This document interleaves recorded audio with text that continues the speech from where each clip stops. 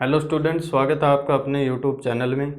आज की वीडियो के अंदर अपने बात करते हैं उत्तम बीज के गुण व उनकी विशेषताएं।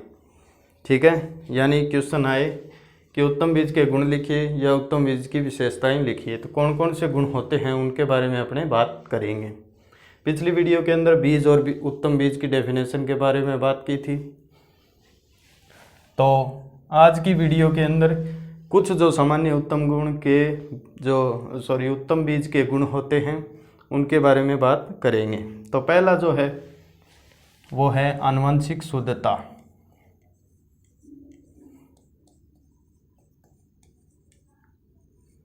आनुवंशिक शुद्धता यानी जेनेटिक प्योरिटी। तो जेनेटिक प्योरिटी का मतलब यही होता है कि किसी भी बीज से, यानी ये मातृ बीज है और इससे संतति बीज का निर्माण किया गया है, तो ये पैतृक या फिर मातृ बीज है और ये संतति है। ठीक है, इससे ये बना है। तो यानी मातृ बीज से संतति का निर्माण हुआ है। तो कहने का मतलब है आनुवंशिक शुद्धता तभी तक रहेगी जब इसके गुण पूरे के पूरे इसके अंदर चले जाएं, सेम टू सेम। ठीक है, यानी ये इससे ये अच्छी है तभी उसकी आनुवंशिक शुद्धता बनी रहेगी। अगर इसमें जो गुण हैं वो इसमें नहीं गए हैं या इससे कम गुण इसके अंदर हैं तो उसकी आनुवंशिक शुद्धता कम हो जाएगी। तो कहने का मतलब है उत्तम बीज की आनुवंशिक शुद्धता है वो अच्छी होनी चाहिए या फिर ज़्यादा होनी चाहिए। तो आनुवंशिक शुद्धता अपने निकालते हैं। जैसे इसके लिए एक टेस्ट होता है आनुवंशिक शुद्धता के लिए, जिसको बोलते हैं ग्रो आउट टेस्ट। ठीक है, तो ये याद रख लेना, ग्रो आउट टेस्ट किसके लिए किया जाता है? आनुवंशिक शुद्धता के लिए किया जाता है। आनुवंशिक शुद्धता का मतलब यही है मातृ पौधा और संतति पौधे के बीच के जो गुण हैं उनको डिफाइन किया जाता है, उनको देखा जाता है कि मातृ पौधे के अंदर कौन से गुण थे और संतति पौधे के अंदर कौन से गुण आए हैं।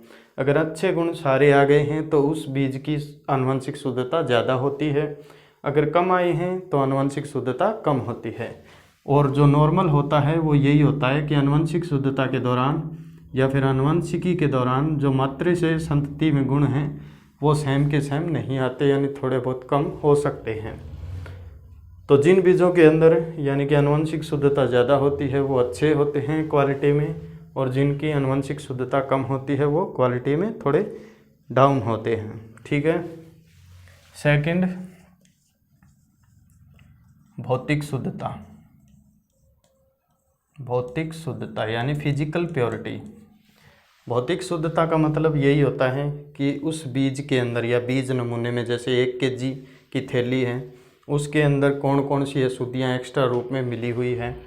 जैसे दूसरी फसल के बीज हैं, मिट्टी वगैरह हैं, कंकड़ हैं, खरपतवार के बीज हैं, वो सारी चीज़ें भौतिक शुद्धता के अंदर आती है।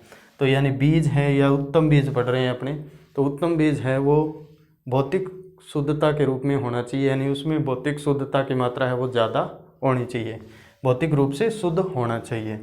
तो भौतिक शुद्धता का सूत्र सीधा सा ही है कि इसके अंदर मैंने बताया अभी कि अशुद्धियाँ कुछ मात्रा में मिली हुई होती हैं।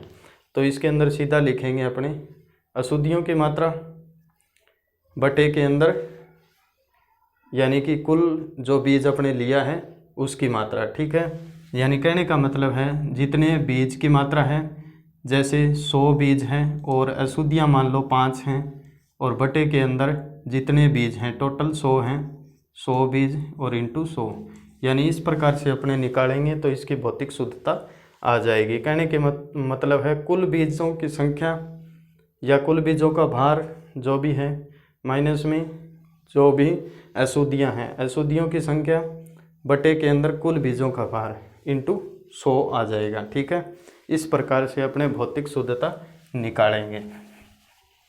आगे है इसमें थर्ड जो है बीज ओज। बीज ओज, ओज का मतलब होता है उसके अंदर पावर, पोटेंशियल कितनी है। ठीक है, यानी उस बीज के अंदर उगने की क्षमता कितनी है। लंबे समय तक अगर पूर्ण क्षमता बनी रहती है तो उसका बीज ओज ज़्यादा होगा। बढ़वार की क्षमता कितनी है, ठीक है, उत्पादन देने की क्षमता कितनी है, डोरमेंसी के अंदर कितने टाइम पर रहता है। तो कहने का मतलब है उसकी पावर या पोटेंशियल कितनी है कि ताकि वो अच्छा उत्पादन कितने लंबे समय तक दे सकता है। तो बीज ओज याद रख लेना उम्र के साथ साथ कम होता है, क्योंकि जितना पुराना बीज होगा उसकी अंकुरण क्षमता भी घटेगी, उसका प्रोडक्शन भी घटेगा। तो जिन बीजों की बीज ओज ज़्यादा होती है यानी कि अंकुरण क्षमता वगैरह सब कुछ चीज़ें ज़्यादा होती है तो उनका प्रोडक्शन भी ऑटोमेटिक ज़्यादा होगा, तो वो उत्तम बीज की श्रेणी में आएंगे। ठीक है, तो कहने का मतलब यही है कि बीज ओज है वो उत्तम बीजों का हमेशा ज़्यादा होना चाहिए। अगला है 4 नंबर, अंकुरण क्षमता। अंकुरण क्षमता, अंकुरण क्षमता का मतलब भाई जितने बीज लगाए हैं उनमें कितने बीज अंकुरित होते हैं, वो क्षमता अंकुरण क्षमता कहलाती है। सूत्र सिंपल सा है, कुल अंकुरित हुए बीजों की संख्या बटे कुल बोए गए बीजों की संख्या इंटू 100। ठीक है, तो ये तो सिंपल सा ही है। तो अंकुरण क्षमता है उत्तम बीजों की हमेशा ज़्यादा होनी चाहिए। जैसे अपने मान लो 100 बीज लगाए हैं, उनमें से ज़्यादातर बीज हैं वो अंकुरित होने चाहिए, यानी कहने का मतलब है 90+ बीज हैं अगर अंकुरित होते हैं, या फिर कई बार 80+ भी बीज अंकुरित होते हैं। जैसे कपास के अंदर 65% होती है अंकुरण क्षमता, कम से कम है ये, यानी इससे ज़्यादा ही होगी।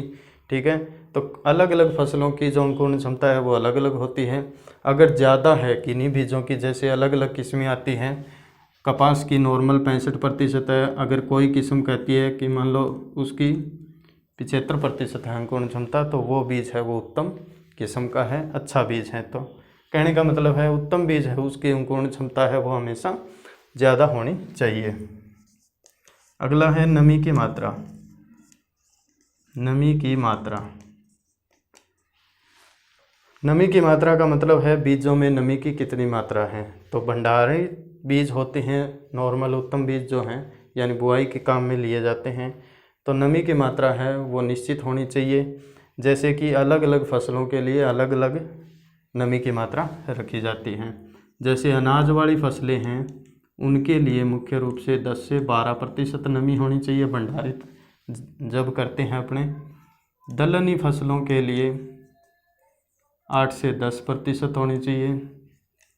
तिलहनी जो फसल है उसमें 6 से 8% नमी भंडारित जब करते हैं किसी भी अनाज को अपने तो होनी चाहिए।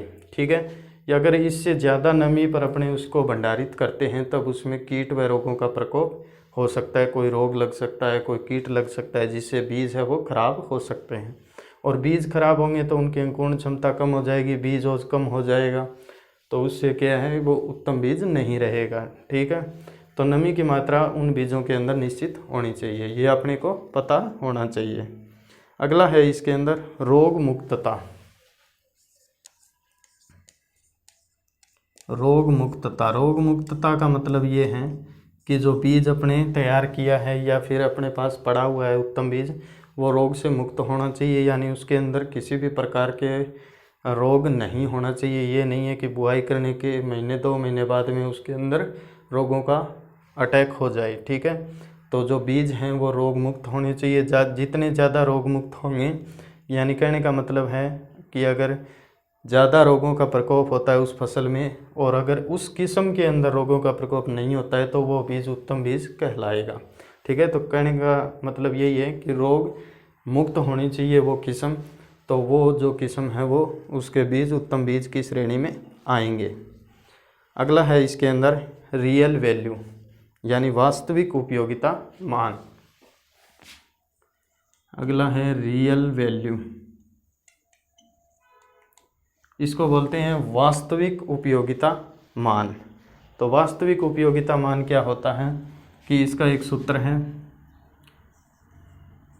जर्मिनेशन परसेंटेज गुणा प्योरिटी परसेंटेज बटे 100, ये रियल वैल्यू का सूत्र होता है, यानी अंकुरण प्रतिशत गुणा फिजिकल प्योरिटी यानी कि भौतिक शुद्धता प्रतिशत। ठीक है, तो भौतिक शुद्धता प्रतिशत और जर्मिनेशन परसेंटेज यानी अंकुरण प्रतिशत बटे 100, इस सूत्र से रियल वैल्यू निकाला जाता है। रियल वैल्यू का मतलब यही है कि इन दोनों को गुणा करके बटे के अंदर 100 है, जो आंसर आता है वो इसकी रियल वैल्यू यानी वास्तविक उपयोगिता मान होगा।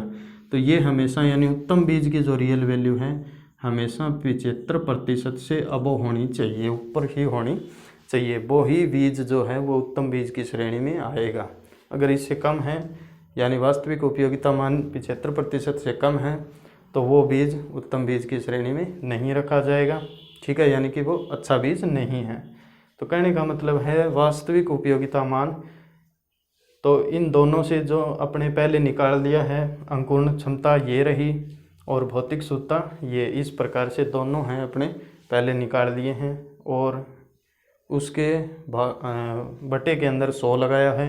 जितना आंसर आएगा उससे अपने रियल वैल्यू को डिफाइन करेंगे कि रियल वैल्यू कितनी है, और उत्तम बीज की रियल वैल्यू हमेशा 75% यानी 75% से अबव होनी चाहिए, ठीक है। तो इससे वास्तविक उपयोगिता मान का मतलब यही होता है कि उसकी रियल जो पोटेंशियल है वो कितनी है, बीज किस प्रकार का है, ठीक है। तो आपको ये याद रखनी है कि 75% से ऊपर होनी चाहिए वास्तविक उपयोगिता मान, कि उसका वास्तव में कितना मान है। अगला है इसमें परिपक्वता। परिपक्वता का मतलब यही है कि वो सही समय पर परिपक्व होनी चाहिए फसल, ये नहीं है कि वो टाइम ज़्यादा ले, ठीक है। बस इसके अंदर तो इतना ही है। आगे है इसमें बीज की जीवन क्षमता।